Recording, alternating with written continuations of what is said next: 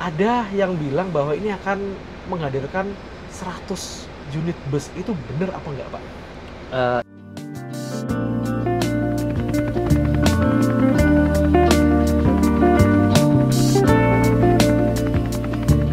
Halo teman-teman semua, selamat datang kembali di channelku. Seperti yang kalian tahu, saat ini aku berada di dekatnya gedung finishing karoseri Adi Putro. Ketika aku di sini pastinya akan ikut rilisan bus. Nah, kali ini busnya ini cukup spesial. Ini adalah bus pariwisata nantinya. Untuk langkah awal dari satu PO bus ini tuh udah langsung menghadirkan lebih dari 1 atau 2 unit. Tapi 8 unit langsung, teman-teman. Mungkin banyak teman-teman yang tahu induk dari perusahaan ini apa. Ini sekarang lagi melebarkan sayapnya di bidang bus angkutan orang, terutama pariwisata, teman-teman. Sebelum kita masuk ke gedung finishing, sambil jalan ke sana, yuk kita lihat apa aja yang ada di parkiran gedung finishing yang siap untuk dirilis di karoseri Adi Putro per tanggal 22 November 2024 ini. Oke? Yuk, langsung aja.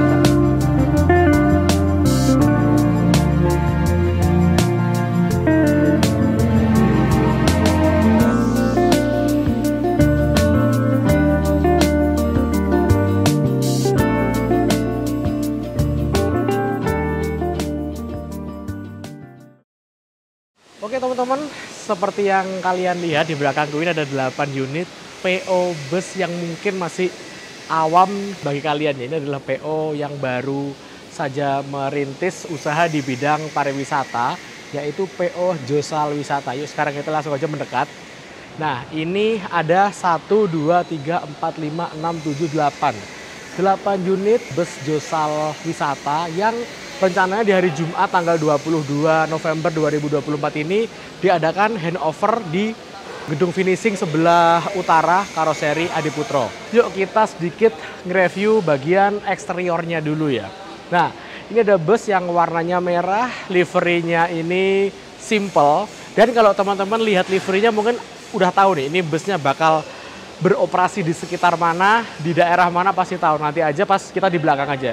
Kita lihat dari depan, di sini ada tulisan JetBus 5 yang mana itu adalah nama dari bodi dari bus ini. Dan yang unik, bus ini kan menggunakan sasis Hino RM 280 Euro 4 yang biasanya kalau Hino RM itu pasangannya itu sama bodi tinggi, yaitu SHD yang tingginya 3,9. Ini unik nih teman-teman, JetBus 5 MHD. Jadi bus ini tuh nggak terlalu tinggi untuk dimensinya, 3,75 kalau nggak salah. Terpaut selisih kurang lebih 15 cm dengan yang SHD. Alasannya apa? Aku masih kurang paham. Nanti kita akan tanya-tanya sama pihak Josal Wisata kenapa kok menggunakan 8 unit ini langsung dengan bodi seragam MHD. Untuk warnanya ini terang banget, clean banget, dan apa ya, dilihat itu simple gitu. Di sini ada running text, mukanya JetBus kayak gini seperti yang kita tahu, stylish dan desainnya itu modern banget. Nah ini juga dicat warna merah senada dengan catnya ya teman-teman.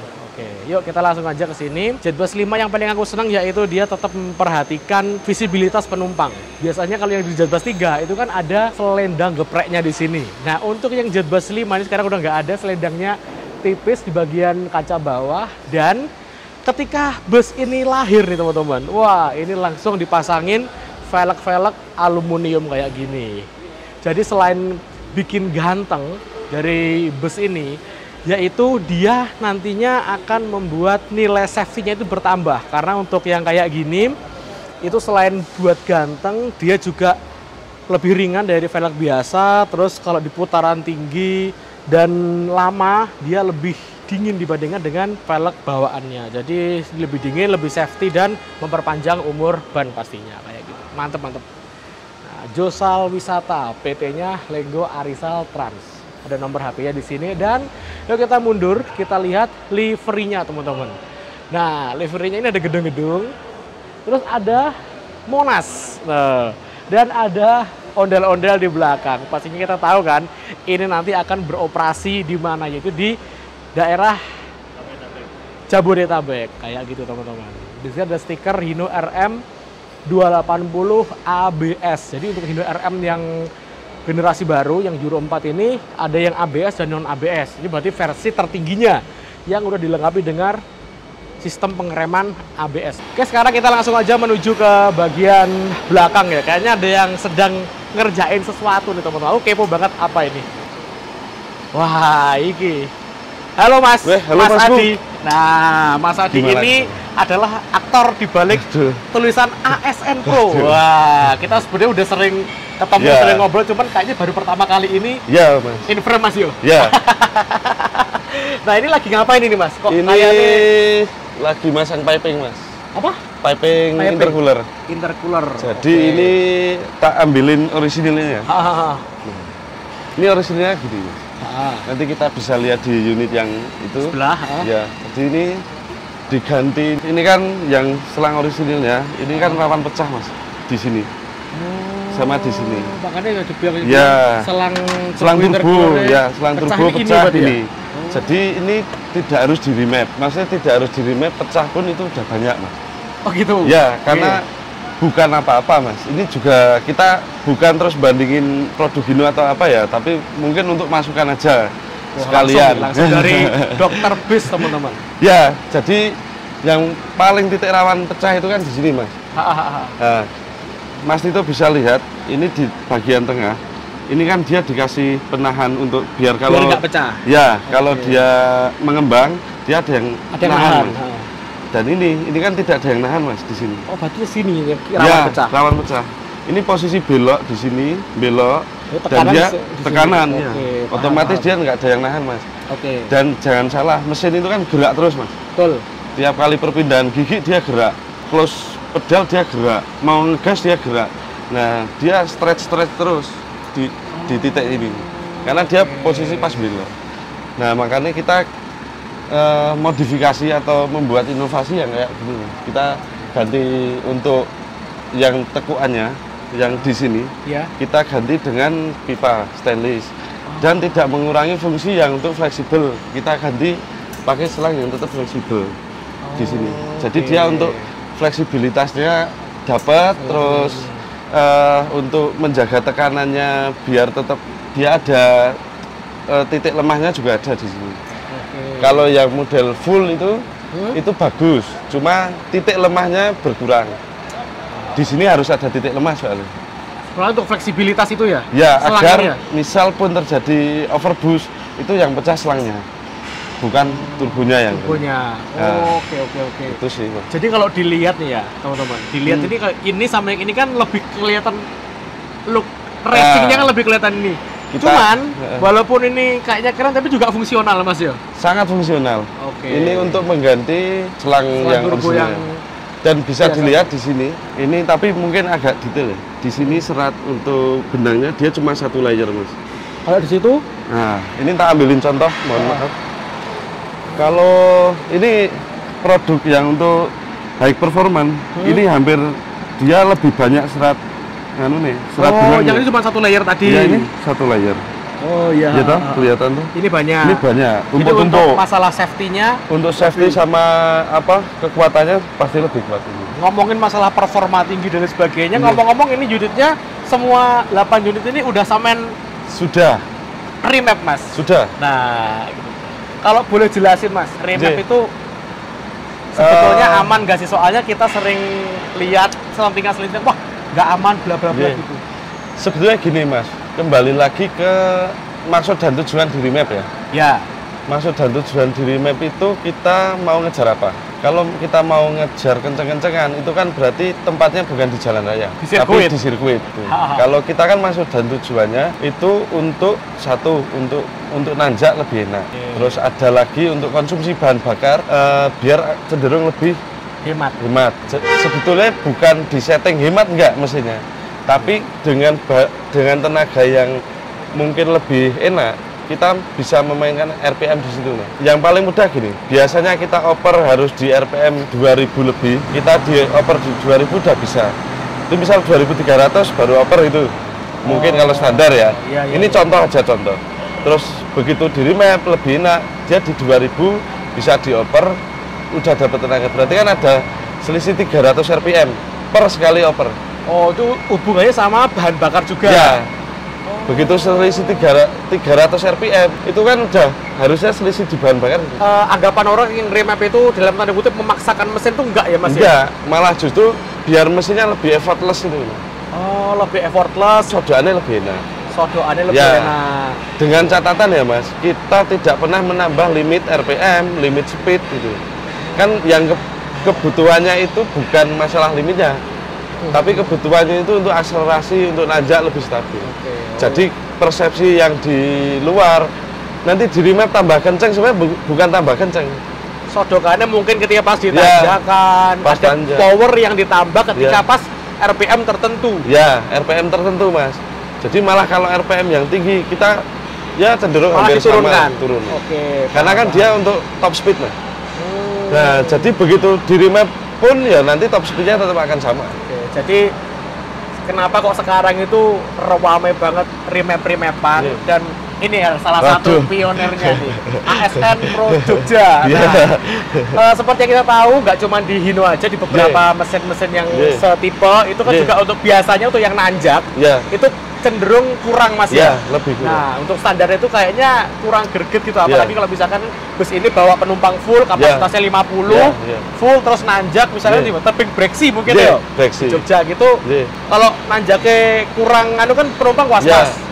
Dengan ada performa dan settingan Iya. dari ASN Pro ini, dia lebih effortless untuk nanjak Nanjak. dan nggak mengurangi atau menambah daya kerja dari kapasitas Iya. ini dengan settingan racikan Iya. dari ASN. Jadi untuk mungkin torsi dan lain-lain dia nggak akan nambah Mas. Cuma Torsi nanti nggak nambah ya? Nggak. Hmm, Ya mungkin gini, kita nggak merubah torsi di situ Mas.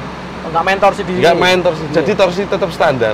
Cuma kalau misal ini limitnya di sini, Iya. standar di sini, kita mendekati limit standar. Jadi Tapi ini masih limitnya batas normal. batas ya? normalnya. Oke. Jadi agar supaya apa Mas? Driver tidak mikir. Kalau beda, kalau misal kita contoh aja, kita ngerimap mobil cumi-cumi kayak Iya, Innova, iya, itu iya. kan, itu kan biasanya busnya dinaikin, apa segala macam dinaikin. Kita nyetir harus lihat bus, ini kebesaran enggak. Kalau ini nggak usah. Kalau ini kita buat gimana caranya driver itu tidak mikir dengan urusan-urusan itu. Jadi busnya standar, terus torsinya yang dianu standar, kita cuma mainin di akselerasi sama nanjaknya biar lebih enak aja. Soalnya hampir semua owner itu kan pengennya durability-nya juga panjang Mas, biarpun di remap. Panjang. Ya toh? Oke, Untuk ketahanan mesinnya harus. kan investasinya juga lumayan. Nah, makanya kita itu membuat mobil yang kenceng mudah Mas. Semudah ngedit, ngenter udah. Oke. Dimasukin kenceng gitu. Cuma gimana caranya kita develop settingan itu satu itu kadang lama Mas. Karena kita harus lihat temperaturnya, konsumsi BBM-nya Banyak faktor gimana. yang Ya, berhubungan di dalam mesin ini Ya. ya. Kalau misalnya nggak asal ini dinaikkan, nanti kan ya merembet ke sini ke Ya. sini ke sini gitu. berangkat lagi toh. Nah, gimana caranya kita mendekati standar aja? Ya paling kita cuma ngerubah dikit-dikit yang mungkin dirasa di tol kan pasti kita nggak mungkin pelan sampai pelan terus diinjak lagi untuk akselerasi.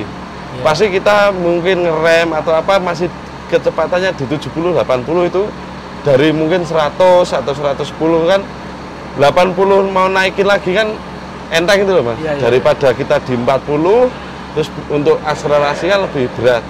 Makanya kita untuk yang reguler kita ngeremapnya memang agak tipis-tipis. Mendekati standar biar durability-nya Lebih panjang. lebih panjang. Jadi itu sih paling. Justice. Sukses terus Mas ya. Ya, Siap. siap. Ah, Tak melanjutkan Oke, itu. aku tak Mas juga An. kelanjutnya sih. Siap, makasih ya Mas Monggo, itu.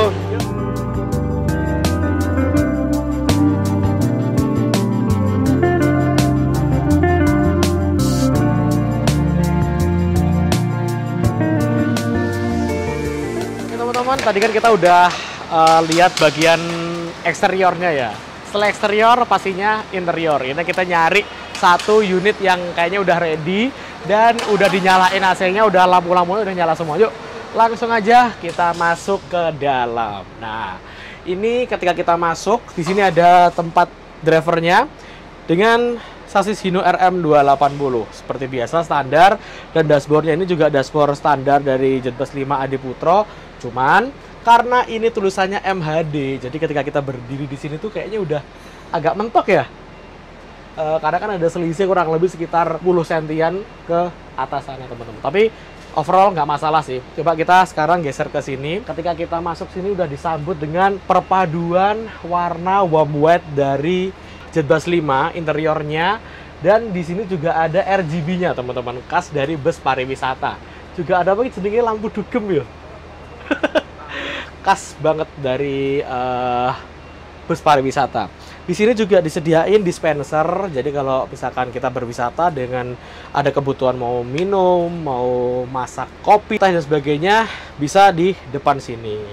Ini juga dispenser standar dari Putro, dan ketika kita duduk di sini ataupun duduk di sini itu pandangan kita leluasa teman-teman, dari sisi kanan, kiri, depan karena nggak ada penghalangnya. Biasanya untuk Jetbus 3 di sini ada gepreknya, ini udah nggak ada. Di depan nggak ada sekat pemisah kacanya karena ini menggunakan model single glass. Jadi kalau naik bus wisata pasti nyaman, enak gitu dilihat gitu teman-teman.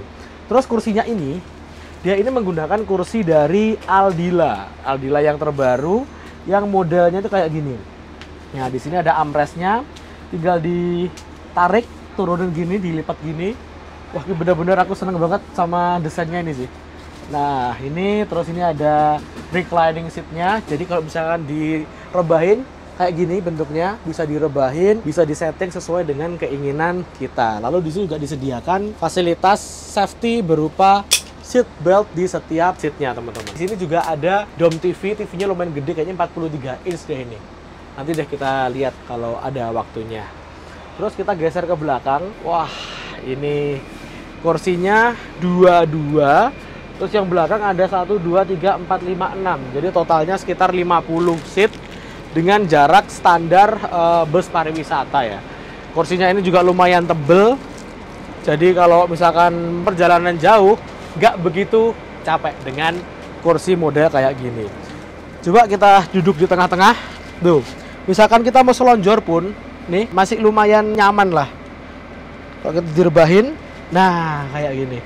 Kita posisinya duduk di tengah-tengah kayak gini. Terus di sini kita bisa ngecas. Nah, ini model terbarunya Jetbus nih.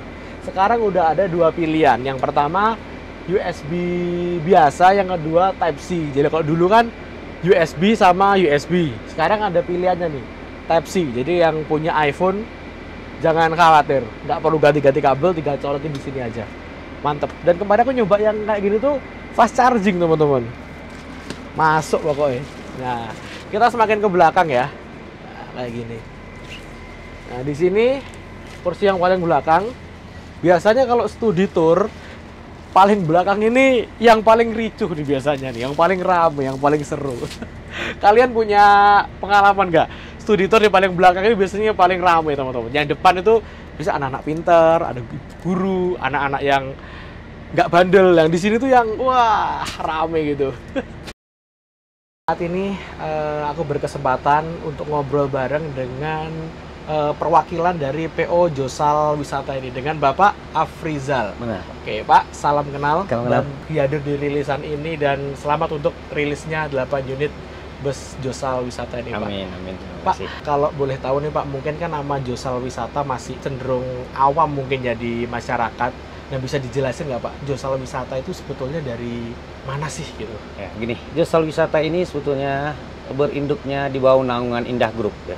Indah Group. Iya, Indah Group itu di situ ada Indah Logistik, Indah Kargo Logistik. Oh, itu yang kayak yang punya bus yang warnanya orange itu ya? Iya, bis yang blend van. Blend van, Bis- iya. bis kargo lah. Iya, sering lewat di daerah saya Pak, di Ya, Blitar. itulah. Nah, itu. Iya. Jadi bermula dari itu dan untuk perluasan pengembangan usaha, Indah Group mencoba berinvest ke angkutan darat dengan angkutan penumpang. Oh, oke. Jadi menghadirkan sekarang bus untuk angkutan ini Pak ya? Penumpang lah ya. Biasa Penumpang. selama ini kita angkutan darat tapi di barang. Iya, kalau boleh tahu Indah Group itu asalnya dari mana Pak?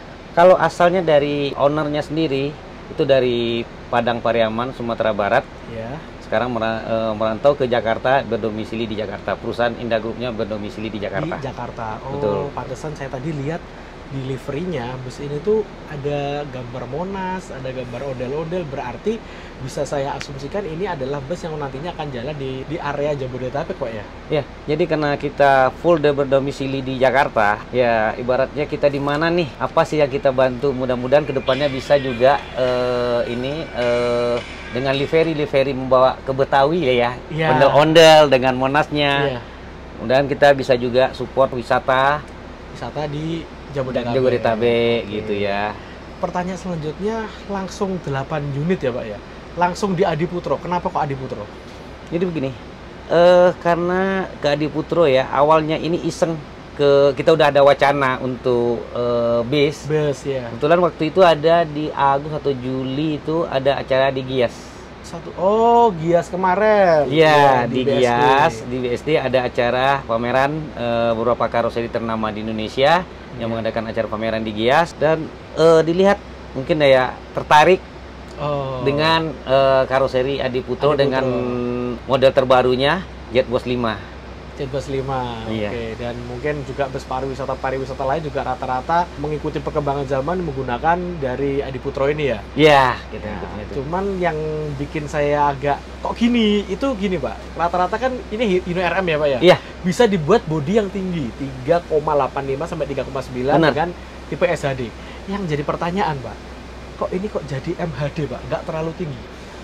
Jadi kami kirim unit ya, masih wacana untuk pembelian sasis lah. Iya. Kami coba, saya sendiri nyoba nih, dalam artian survei nih, apa sih keinginan si customer apa nih? Pangsa pasarnya mana nih? Oke. Ya, kalau setelah saya lihat, saya coba tanya dengan travel wisata yang ada, kalau kita bawa customer untuk wisata kemana aja sih?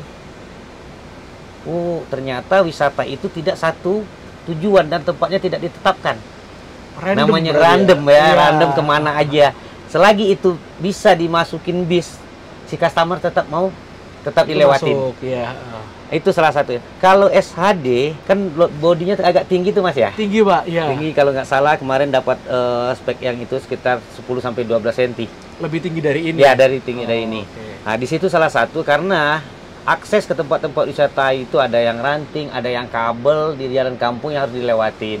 Itu Iya. salah satu pertimbangannya. Mungkin ke depannya kalau untuk reguler, insya Allah semua jadi ya, kami untuk rilis untuk reguler itu mungkin SHD Mas. Karena itu jalan yang dilewati udah ketahuan nih jalan lintasan, contoh untuk dari Jakarta ke Malang udah tol, Jakarta Surabaya udah tol. Iya. Begitu juga arah ke Sumateranya Udah paham lah ya. paham lah rute-rutenya. tolnya. Itu sih salah satu pilihan kami memakai MHD. MHD ini ya. Mm-mm. Oh, iya. Terus ini yang ada di Adiputro udah rilis semua atau ada yang belum, Pak? Ada 2 unit lagi. 2 unit lagi? Iya, Belum? yang untuk wisata juga. Oke. Jadi yang mungkin masih dalam tahap produksi Iya, menurut dalam saya. ada produksi. Karena speknya itu kita pakai spek yang toilet. Oh. Yang seatnya mungkin di seat 4 deh. 4 mungkin Iya. ya. Jadi memangkas space untuk toilet juga. Toilet juga. Pariwisata di Jabodetabek sendiri itu pasarnya beragam, Pak. Ada yang Beragam. kursi seperti ini 50 seat. Iya. Ada yang leg rest, Ada yang leg rest. yang toilet. Mm. Jadi mungkin Josal Wisata ini juga berusaha untuk menghadirkan apa sih yang diinginkan oleh pasar tersebut. Betul. Dan kemarin Pak, satu pertanyaan lagi Pak ya. Iya. Ini yang mungkin netizen itu pengen tanya, dan bener nggak sih? Soalnya di luar ketika pas ada Josal Wisata mau rilis, PO Wisata baru rilis dari salah satu perusahaan besar nih Pak. Nah, ada yang bilang bahwa ini akan menghadirkan 100 unit bus. Itu bener apa nggak Pak? Insya Allah itu bisa terrealisasi ya. Jadi dengan catatan bertahap. Jadi kita ini saya lihat nggak latah, dalam artian ini wisata langsung 20 kita pangsa pasarnya gimana nih, kita pantau dulu. Misalnya ini yang seat 50 dengan karoseri Adiputro single glass. Iya. Mana tahu, coba lihat ada nggak ke depannya dari si customer, kita lihat mana tahu dia minta yang seat 32. Yang jadi isinya lebih banyak, lebih sedikit seat, ya. Mungkin juga di 2025 karoseri mungkin ada model terbaru. Oh, jadi tetap mengikuti perkembangan zaman. Oke. Dan itu 100 unit bukan untuk wisata semua. Insya Allah kita akan adakan akap juga. Ya. Ada akap juga, Insya Pak? Allah. Wah, Insya ditunggu Allah Pak ya. Ya, insya Allah Kalau itu akapnya. akap jalan, saya langsung nyoba ini Pak. Ya, Pertama insya Allah yang pasti, Pak. akapnya gitu Siap, kan. siap, Insya siap. Allah mudah-mudahan niat baik itu bisa dikabulkan oleh Allah Subhanahu wa taala Amin, amin. untuk rilisnya unit-unit akap Josal. Kalau untuk Josal untuk akapnya kita pakai namanya Josal Trans. Josal Trans. Iya. Oke. Jadi kalau untuk wisata kita Josal Wisata, tetapi tetap di bawah naungan PT Lenggo Arisal Trans, anak perusahaan dari Indah Group. Group. Iya. Satu lagi, sekarang sebetulnya Josal ini ada beberapa ya. Ini yang Josal wisatanya. Iya. Kami ada aplikasi transporter online untuk sementara di Jakarta dulu. Oke. Dan di situ sama ke aplikasinya dengan Gojek dan Grab. Ya, ada Gojek untuk Oh. ojeknya, GoFood untuk order Ada makanan. juga? Oh. Jadi ini nanti kalau di aplikasi kita Jo Wisata. Oh, jadi Jadi- udah selengkap itu, Pak. Iya, jadi kita ada aplikasi transportasi online dengan nama Josal Transportasi. Oke, siap, siap, siap. Ya udah Pak, terima kasih banyak udah menjawab pertanyaan. Mungkin beberapa netizen juga penasaran dengan Josal Wisata ini. Semoga aja segera jalan, terus orderannya banyak dan nambah unit-unit lagi. Oke. Terima kasih. Siap. Semoga- Oke, semoga- siap. Makasih Ya. Pak.